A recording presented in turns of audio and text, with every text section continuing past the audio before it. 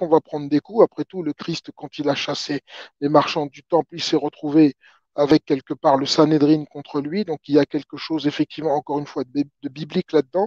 Le Sanhédrin qui a fait condamner Jésus, c'est toujours les mêmes, hein. On a aujourd'hui les annexes du Sanhédrin.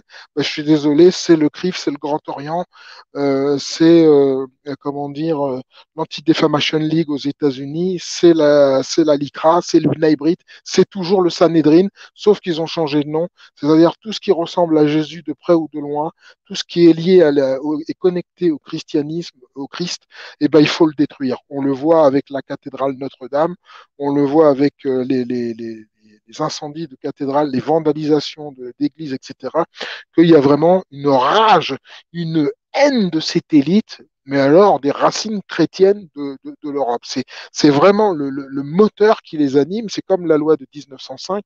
Il y avait une volonté de soi-disant séparer, comment dire, l'Église et l'État, alors qu'en réalité, je suis désolé, mais même dans les temps médiévaux, l'Église et l'État étaient séparés. Le roi avait bien sa couronne et le pape avait sa mitre, d'ailleurs. Donc les deux pouvoirs étaient séparés. Certes, les valeurs étaient chrétiennes, mais le pouvoir temporel était exercé par le roi. Et au-dessus du roi, il n'y avait pas ni banque, ni lobby, ni bankstérocratie, ni CRIF, ni Bnaibrit. Il y avait Dieu directement. Donc, je suis désolé, quand aujourd'hui on vous vante les bienfaits de la République, mais la République, c'est le triomphe de Satan, c'est le triomphe du nouvel ordre mondial, de la franc-maçonnerie et de toutes les forces coalisées contre le bien, contre